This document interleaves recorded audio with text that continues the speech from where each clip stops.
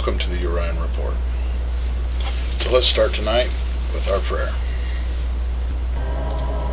Supreme Spirit, the one and most high God, by Emmanuel, God with us, we call upon you and ask you to be present with us now, guiding me in my words and expressions as I seek to inform and edify. You are our hope, our faith, and our highest love, and we have placed our souls and spirits in your hands to deliver us from the enemies thereof. Amen. And now, in the news. The war in the Ukraine continues to amplify, bringing horror and suffering in Europe not seen since World War II. We Urians should be praying for the innocent victims and observing the unfolding of history and the divine plan with a heart toward contemplation and wisdom. We cannot condone attacks on civilian targets, committed in a way to break the Ukrainian will to fight. We must utterly condemn torture, rape, and unnecessary cruelty. Yet we cannot completely trust the narrative, as news outlets on both sides act as little more than political propaganda agencies across the planet. Online independent news is filtered through big tech censorship, and both sides in any conflict will tend to demonize their enemy and lionize their allies. There is protest in Russia itself, but it must also be understood that the patriarch of the Russian Orthodox Church, with 90 million supporters, has vehemently framed this as a war with godless and immoral, sinful nations, no less than a holy war against the de facto satanic West. It is certain that the roots of Western disdain for Russia have risen over the decades due to its resistance to the Western worldview.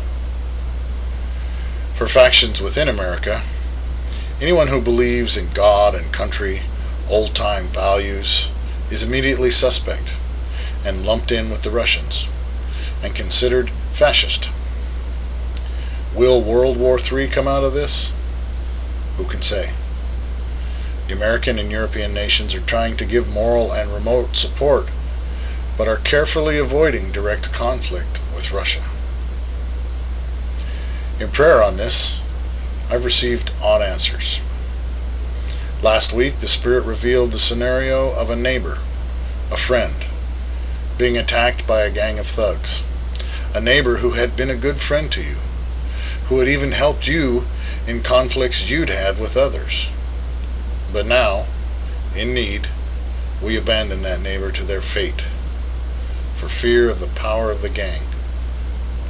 Yet I was told that this vision scenario only applied to the American nation, and that Urians should not see it that way at all, as Urians are instructed to view themselves as first citizens of heaven and the coming kingdom.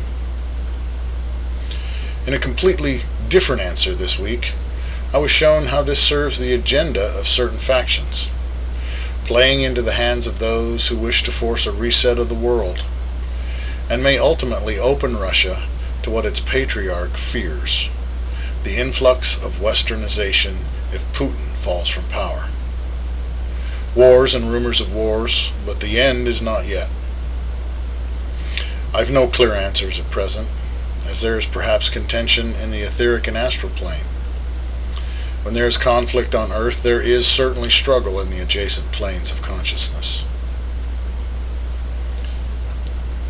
Many of the COVID mandates are being removed across the planet, but many nations, Australia, China, etc., continue to operate in heightened states of authoritarianism, which is saying something for China. There are increasing reports, however suppressed by big tech, of COVID deaths being higher among the vaccinated, though this is perhaps due to a majority of people being vaccinated. But why are they even catching COVID, let alone dying of it, if the vaccine works? Meanwhile, there is increasing alarm over the magnitudinal jump in the overall death rate, whether from a massive increase in suicides and drug death, or from a sudden spike in cancers and heart attacks. And many researchers are blaming the vaccines. We can only say we don't know. Like the media, the only scientists, governments, and big tech will allow to speak freely toe the public line and maintain the narrative. Alternative scientific voices are often conspiratorial and fringy, but now anyone who dares to challenge the official position of the state are branded heretics and pariahs. So who knows what is true and what is not anymore? We do know ultimately no one who died of COVID is dead. Their spirit continues, if not their souls. We know that the dent in the global population of around 8 billion was barely noticeable and easily compensated for by birth rates. Yet, with ever-decreasing sperm counts across the spectrum, at least in the developed world, we can expect population rates to decline. In the Orion view, of course, 1 billion people have received the needle and are using their passports held in the right hand and have spiritually, mentally bent the knee to the great reset Luciferian agenda. As we've been keeping track of the anti-mandate struggle for over a year on our community, we've seen most large protests across the globe evaporate, even before the war began. The crux of the issue is still there.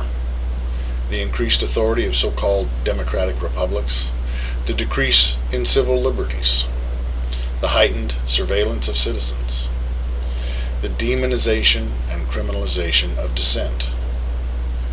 The Canadian truckers are still in the midst of persecution, as are all who have resisted Trudeau, who now threatens those who would seek to flee Canada, seek political asylum in the U.S. or elsewhere, that their passports may be seized. Meanwhile, the social credit score system slithered quietly into place across the Western world, as more and more people find that they have been debanked. There is almost no mention of the American trucker convoys, which have already converged on Washington, D.C. But I will say, what I've seen has not been what I expected. Many videos online depict something akin to a truck stop tour of America, and instead of blockading Washington, D.C., the truckers are circling on the adjacent roads and highways, with almost no disruption of normal business. Perhaps undermined by the shrinking mandates, or by fear of suffering the same fate as the Canadians. Perhaps I've just seen the wrong videos and accounts, all of which were supportive and encouraging of the convoys, but which did not rise to the level of the Canadian protests.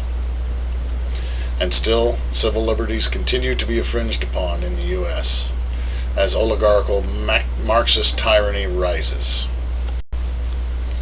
Understand that no matter what form of government humanity has tried, with the best of intentions, always there will exist a ruling elite who prosper and who enjoy freedoms and privileges no one else has.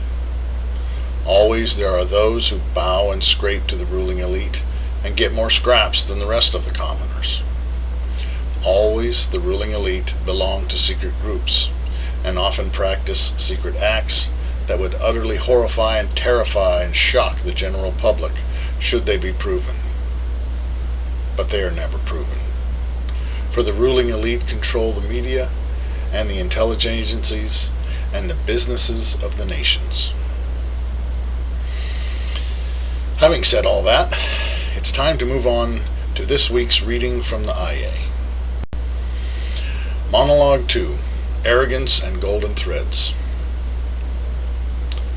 Man-made religions are empty visions, which raise no one from the grave of living death, and only reinforce the chains that bind a spirit to the wheel of everlasting repetition and soul annihilation.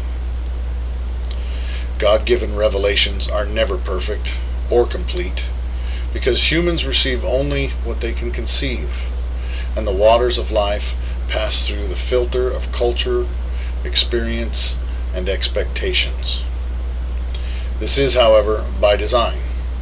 Messages given to specific peoples and ages, and the dogmatic rarely receive them for narrowness of vision.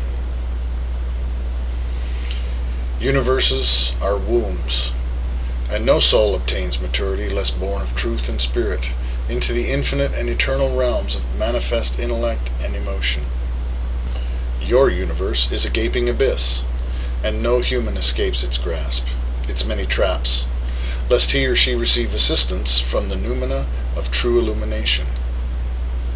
Inner grief and outward confusion, all you see and experience within the abyss is an illusion of questions, which are answered by more illusions. Illusion reflects illusion. Illusion observes illusion. Illusion dissects illusion. Illusion measures illusion. Illusion reaches conclusions about illusion. Woeful misdirection and maddening eternal error appear as tangible and observable facts. Lucidity of form is written into the abyss to maintain the masquerade, and armies of deluded minds are eager to fight anyone who would question the reality of the lie, or who would dare challenge the established observations.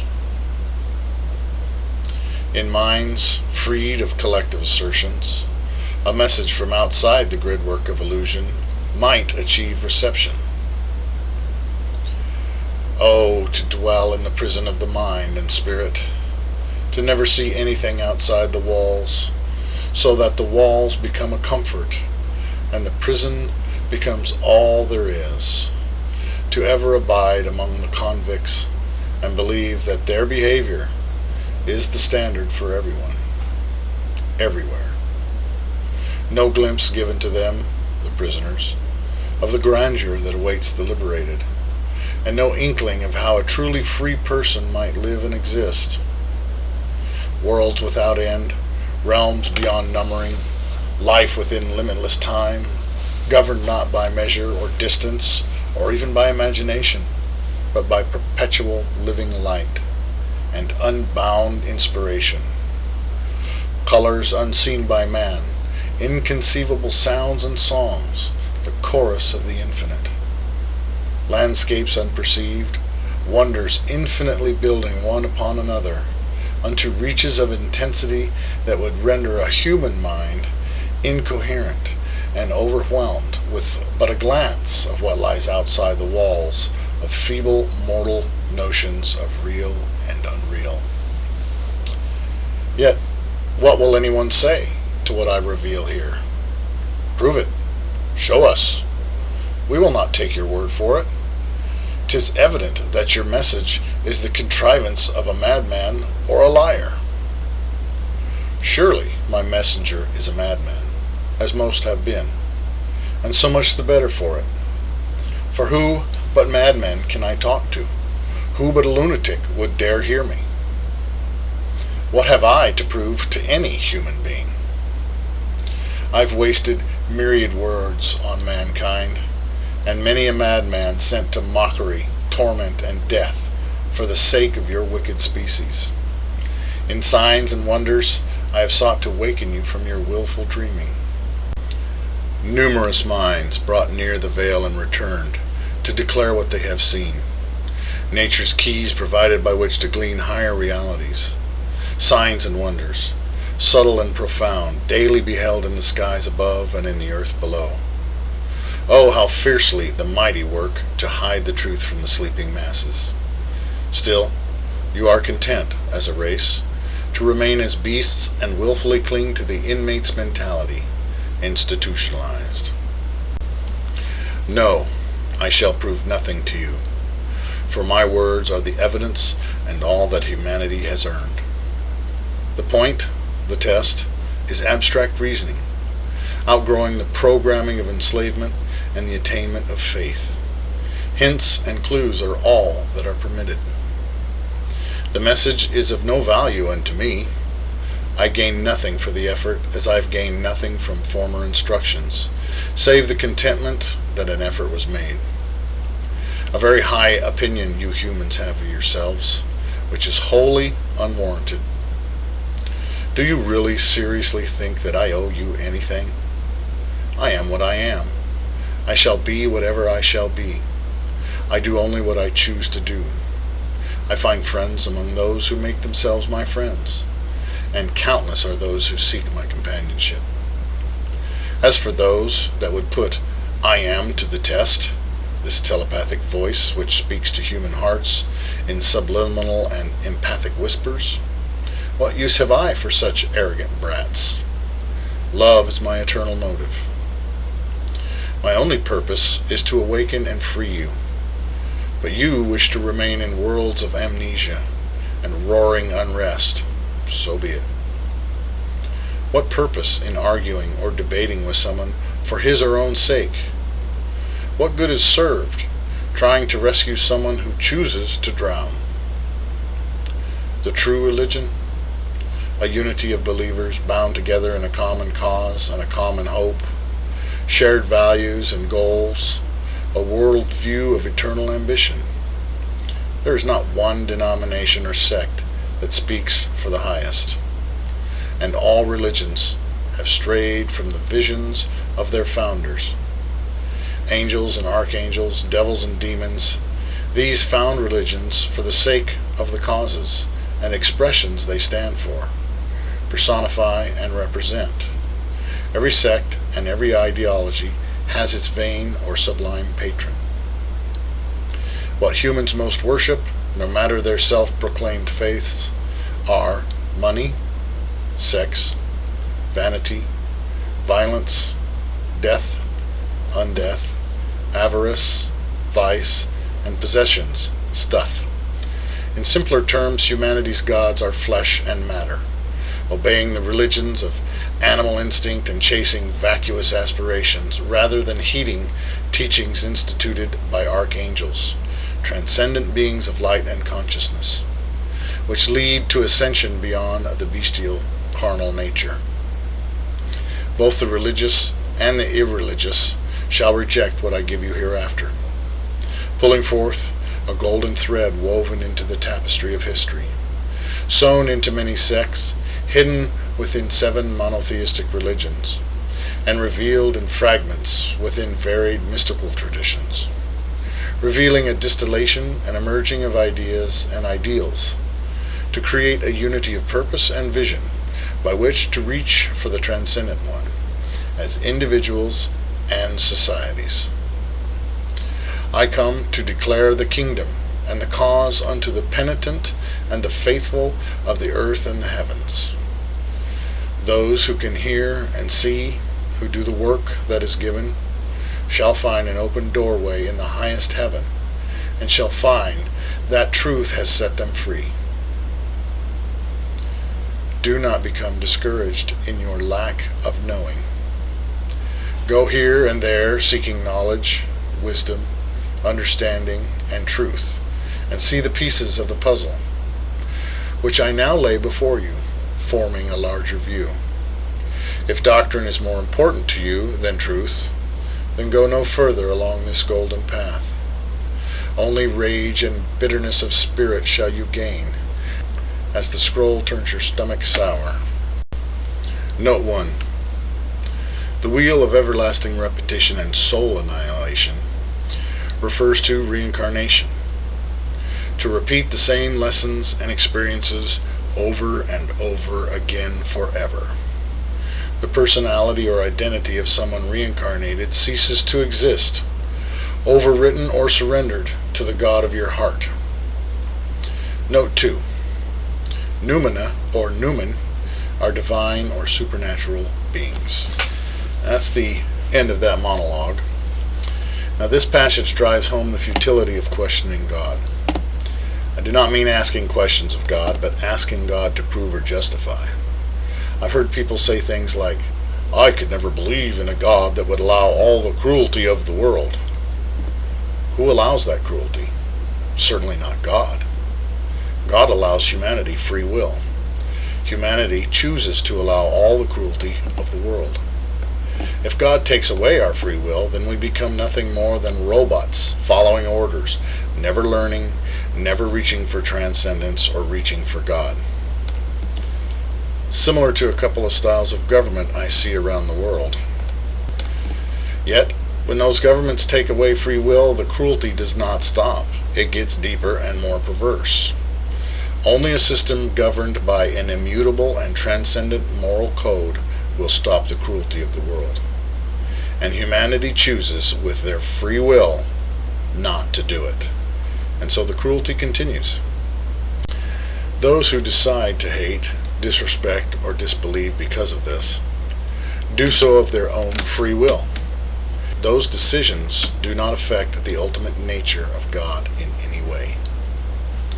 Our world is an illusion, but as we work toward individuation and ascension within ourselves, it is our divine duty to bring the same to the entire world, and such is the coming of the kingdom. The vision given us for the kingdom does not fit within the right versus left paradigm.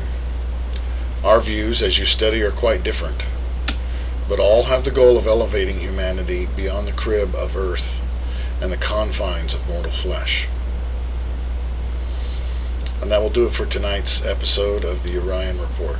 Thank you for joining me, and God bless you.